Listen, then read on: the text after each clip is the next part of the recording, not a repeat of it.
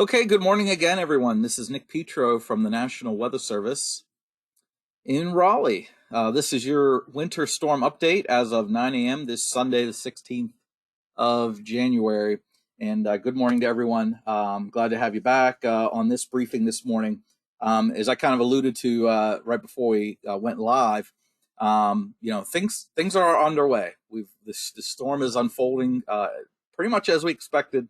I know my commute in this morning, between 7 and 8 this morning, and I live just southeast of Raleigh. It was pretty icy. Had to let the car warm up and melt the ice. Already had a coating, that coating that makes it kind of hard to open the door, and like the kind of coating that, you got to jam the windshield wipers, you got to jam the ice pick in the windshield wipers to loosen them up, that kind of ice. Already had that as of 7 o'clock this morning. So clearly that's going to make for dangerous travel conditions, even here, obviously in the Triangle. So let's just jump kind of right into it. And I'm going to, instead of using the slides, I'm going to use more observational data and real-time data. So anyway, let's just go ahead and get on with this briefing. Bear with me for just a second here as I get the mouse on the right screen. And here is our current radar. And let me zoom out a little bit and put this into loop. And what you can see is the precipitation is lifting northward, very much as expected. And so what is happening here? So I've got a couple things going on here. Let me load the latest frame. And let me put on here correlation coefficient, because this is a great product for gauging transition zones and basically, where things are basically moving.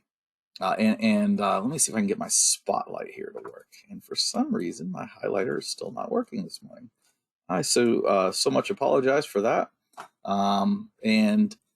So anyway. You'll just have to kind of follow the arrow on the screen, and I'll try to zoom in here. You see this, and hopefully you can see the arrow. You see this bright line right here? This bright line often differentiates the precipitation changeover type, okay, from snow to something else, maybe to rain, to sleet, freezing rain, a mixture, whatever whatever you might have. Let me put on here, bear with me for just a second, I'm going to put on here weather types, and this is observed weather types from weather stations, and these little dots are kind of hard to see. But if you go up toward Henderson, report moderate snow, temperature 21 degrees. Roxborough, heavy snow, temperature 21 degrees. Greensboro, heavy snow, temperature 19. Winston-Salem, heavy snow, temperature 21. Okay, Lexington, moderate snow, temperature 23. So clearly you could see above this bright band here, and let me put back on reflectivity, that is where it is snowing. But then once you get south of that band, then you start seeing a mixture. And this sob right here is from basically just west of Siler City, rather, is probably a bit dated. It's showing snow in 25. But let's head over to RDU, where it's reporting freezing rain and sleet with a temperature of 27. We talked about this yesterday, that's kind of the sweet spot, if you will, for icing accumulation, is mid to upper 20s and freezing rain. So here we are in a period of time, and I'm already starting to see a little coating on the trees, maybe a little bit of an icing on the trees starting to form as I look out the window here in Raleigh. And certainly there's a nice coating of ice. I wish I could show it to you, but on our windows, you can't even see out the windows, because at least one window, because it's just covered and caked with ice. Here's another example of the automated instrument has a hard time understanding freezing rain and sleet. So sometimes it reports it as unknown precipitation. When you see unknown precipitation in an observation, most of the time it's some kind of wintry mix, if you will. But suffice it to say, the temperature is 27 there in Sanford, and freezing rain likely occurring. So even as we head to the southeast, Smithfield, unknown precipitation, temperature of 30. And so you know, there it's basically, I'll tell you what it's doing there. It's freezing rain right there. Same story in Lillington and Fayetteville, light freezing rain 30. And let's go down to well, let's head over to Goldsboro, 28 and light freezing rain. So basically, this kind of made my point that everywhere along and north of this bright band here is snow. Okay. And then basically, if you're right under it, it's a mixture of snow and sleet. And then when you get into this red, that's where it's freezing rain. So the freezing rain line, and I dearly wish my highlighter was working. I still have to figure out why that's not working. But I wish I could draw a line on the screen here, because basically that north sort of north east to southwest transition line is well underway and what the models we're predicting. So let me just zoom out here real quick and put this into a loop, and you can see there's a lot of additional precipitation headed our way. Now, there's one thing I want to draw your attention to, and that is, okay, well, you know, so far the snow prediction is right, the freezing rain prediction is right. What about this afternoon when we get into you know, above freezing temperatures and transition to rain? I know that's what everybody's waiting for. When's it going to go to rain? At least, you know, for our friends east of I-95. And I'll tell you, at this point, what I'm looking at here is wet bulb temperatures. Okay, and that basically calculates what the temperature would be once evaporational cooling is factored in. Okay, so we want to see the wet bulb temperature at or above 32 before we see a switch over to rain. And we could see the wet bulb is still 32 at Clinton, even down toward Jacksonville. We're still seeing you know, wet bulb temperatures in around 32. So you have to get really close to the coast. I would say the I-17 corridor in eastward before you get into the solid rain.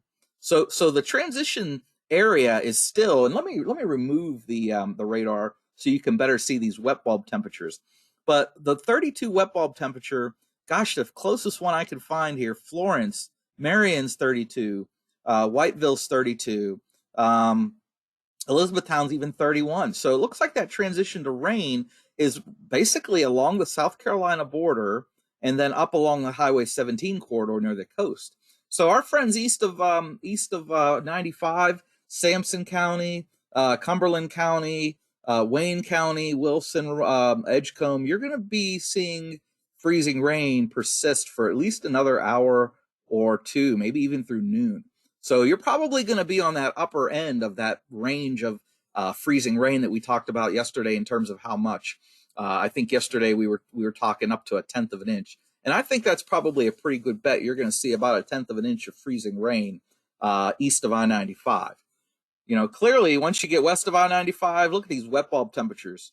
Gosh, they're in the low 20s. Good heavens, it's going to be this area right here is where. So basically, along and north of 85 and west of US 1, that's where we have the coldest air locked in. And you can see it by these wet bulb temperatures. Look how they go from upper 20s to lower 20s and even teens in Greensboro. So this is the area that during the day today, it's going to persist frozen or freezing, however you want to call it, freezing rain and ice accumulation. So we really haven't changed our forecast at all. We think the worst conditions, once again, are going to be from Albemarle to Asheboro, up toward Roxborough in terms of the ice. And then northwest of that line, you know, more of a mixture of snow, sleet, and freezing rain, just an icy mess. Okay. And I know roads are looking pretty, you know, roads are pretty tricky already where it has been freezing rain. So I could only imagine it's only going to get worse. Our advice, obviously, to folks listening on Facebook, we're simulcasting on Facebook. Folks, just stay off the roads. I mean, this is not something you want to be outside traveling in. You know, I mean, the best bet is just stay home or stay where you're at. You know, stay wherever you're at, just stay there because and plan on staying there all day because it's going to be a while before travel conditions will allow folks to get out and get around. Okay. So anyway, let's put the radar back on here one more time. If anything, it's going to get worse before it gets better because look at these higher reflectivities, heavier precipitation amounts down there, the South Carolina border. They're lifting up our way, and gosh, we're going to be in for it for all day long. Okay, So that takes me to a little web page kind of tour I want to take you on. And bear with me here for just a second while I pull up the right web page. Let's see here. Is that the page I want to show? I'll tell you what. Just bear with me here for a second, and I'll pull up a fresh one. All right. So if you go to weather.gov/Raleigh, weather.gov/Raleigh, okay, our PowerPoint slides that we've been sharing, they're available here at the top under Read More. You click that, you get our PowerPoint slides, okay? So that's probably the easiest and quickest way to get them and see if they're updated. As we scroll down, clearly you can see where we're in the pink counties, that is winter storm warning. That means that the ice amounts, sleet amounts, snow amounts, and everything, all those and above combined will give us criteria that meets our winter criteria. The blue is winter weather advisory, okay? Don't take the advisory lightly, because believe me, in the blue counties, the roads are slick, okay? And it's really dangerous, potentially even life-threatening. So don't think you're off the hook if you're in the blue, in the winter weather advisory. Even just a light coating of ice can cause problems, trees down, power outages, particularly travel hazards. So it's just the only difference between the only difference between the blue and the pink is that there's going to be more of it in the pink, okay, and there will be more widespread power outages in the pink. There'll be more I guess should say worse road conditions, although in the blue area it could be bad anyway. So it's still bad. Ice is ice, right? It doesn't matter how much ice. If it's going to be ice. so anyway, all of central North Carolina is in hazardous weather conditions right now. All right, let me continue to scroll down. I want to focus, take you to our winter page right here. This one with the snowflake. If you click on that, all right, that'll take you to our official amounts. If you're wondering, well, what's the official amounts now? How have that changed? You could click on that and see there's our latest updated, our midnight shift updated this. And once again, we pulled back on the snow amounts, only showing about 2 inches there in the triad. Why? Because we replaced that with more freezing rain and sleet. Okay, that transition to sleet and freezing rain will probably preclude getting much more than what you see here for snow. And then, of course, the big story, of course, is the ice. And I like to put it in these bins, if you will. The yellow is basically a trace to 1/10 of an inch, okay? And I bet you there's close to 1/10 of an inch already in the yellow area, just because of what I experienced this morning. And again, that can make for dangerous conditions. Okay, the orange is 1/10 to 1/4 inch of ice accumulation. Okay, so increasing power outages, more widespread tree damage, and then red is the 1/2 inch, or I'm sorry, 1/4 inch to 1/2 inch. That red bin is where we think the worst of the icing, the most prolonged power outages, most widespread power outages expected to occur, and clearly the worst travel conditions. Okay, so if you're wondering what about these areas that are blank, okay, well, the only reason we highlight just this area is because that's our coverage area, right? Once you get north of this map, that's in National Weather Service Blacksburg's area. Once you get west of it, it's in Greenville, Spartanburg, etc. So if you live outside of these colored zones, if you will, my advice to you is to go up here and enter your zip code and put in your zip code, hit go, and that'll take you to your appropriate National Weather Service office. Okay? So again, the ice is really what the main hazard with this event is. All right? Widespread power outages, down trees. In the red, maybe prolonged power outages. In the orange, still a lot of down trees, a lot of power outages, maybe not quite as much as in the red. And in the yellow, you're in for dangerous travel conditions, maybe scattered power outages. And again, I can attest to the fact that the roads are icy where you see where the yellow is. Okay, so you're not out of the woods there along the I-95 corridor. All right, so let's see, what else does that take us to? Let me show you one other thing before we disconnect here. All right, let's see here. I've got so many pages open and so many monitors. Oh, this is what I wanted to show you. Okay, so this is our simulation. This is not live radar, obviously. This is a precipitation timing, if you will, a precipitation type forecast.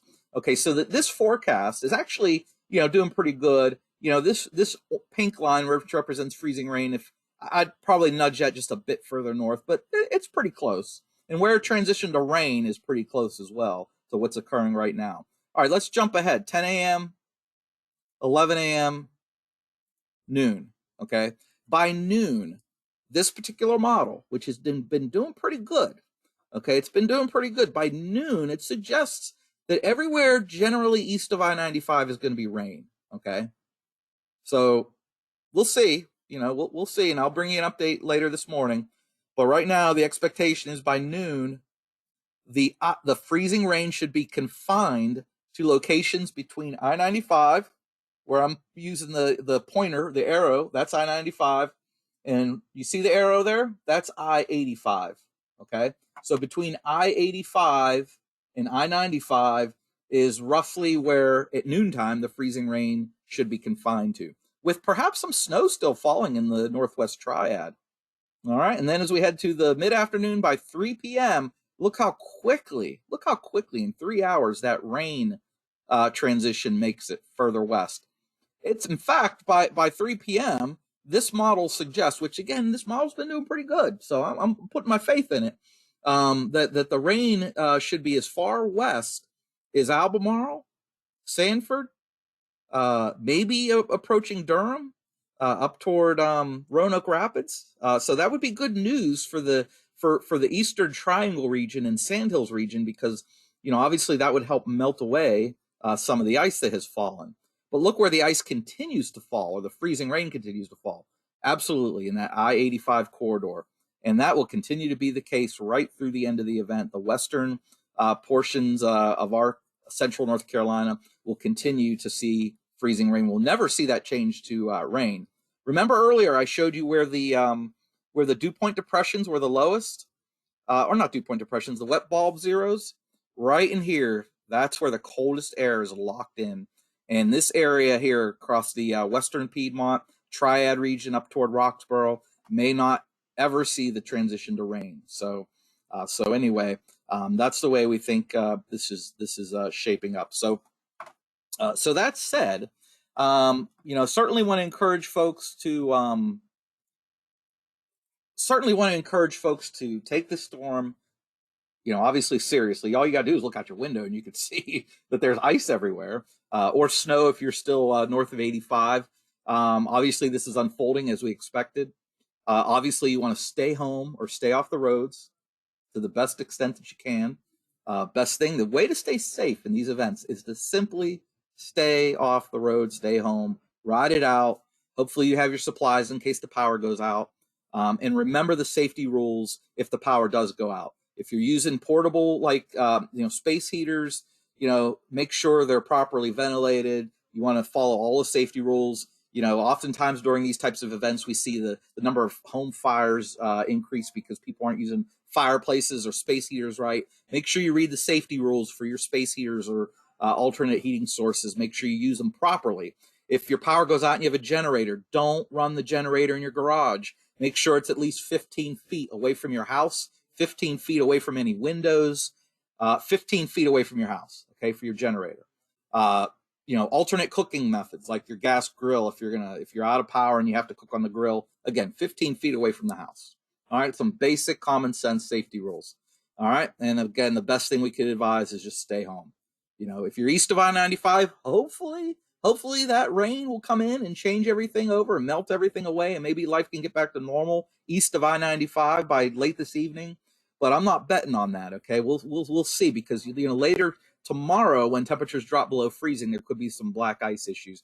We'll see how that pans out. Okay, so anyway, east of I-95, you're going to see a change over to rain, but again, there could still be some slick spots lingering around, and particularly for all of central North Carolina, we have to make sure that as we head into the next couple mornings, we watch out for those black ice issues.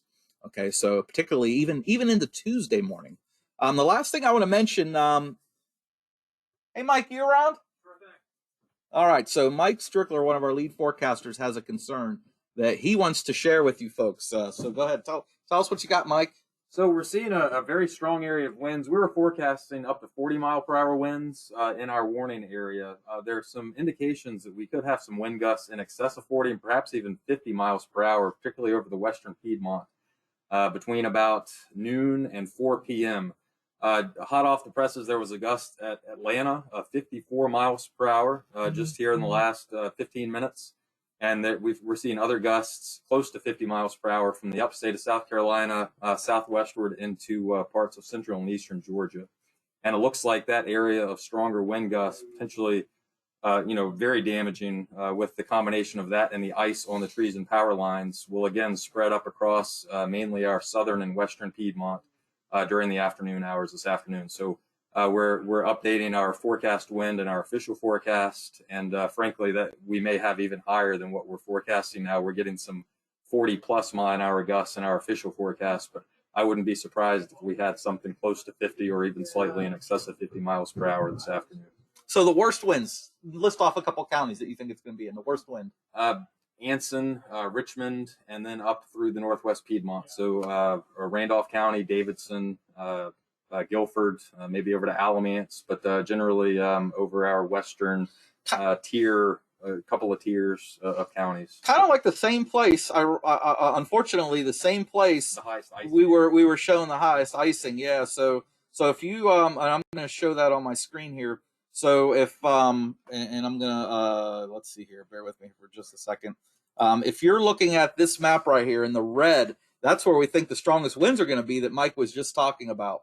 In this red area. So just like, again, be prepared for your power to go out later today is kind of the takeaway there. And we're kind of tracking this wind signal in real time. So it may be slightly east of those areas, but our best guess at this point is those areas right where the heaviest icing is over our western Piedmont. Okay. All right. Thank you, Mike. Absolutely. We got a whole team of meteorologists here at the National Weather Service keeping an eye on things and trying to keep you up to date. Our schedule for the rest of today, obviously we're here 24/7, 365, but our schedule for these webinars and these live events, we're going to do another one at 11 a.m. So be sure to tune back at 11. We're going to do another one at 1 o'clock this afternoon, another one at 2:30, and then we're going to have hopefully a wrap-up webinar at 4:30. Okay, so we'll see how that plays out, but you'll get notification on if you're watching on Facebook, and of course if you're watching for our core partners on GoToWebinar, you'll have that in your email and email notification as well. So with that, I'm just gonna go ahead and put the ice back on there one more time so you can get a sense for where we expect the worst of the conditions to be here across central North Carolina. With that, I wish everybody a safe Sunday. And for our Facebook friends, we're going to disconnect now here. And I wish you all a great rest of your day. For our folks on GoToWebinar, hang in there for a minute.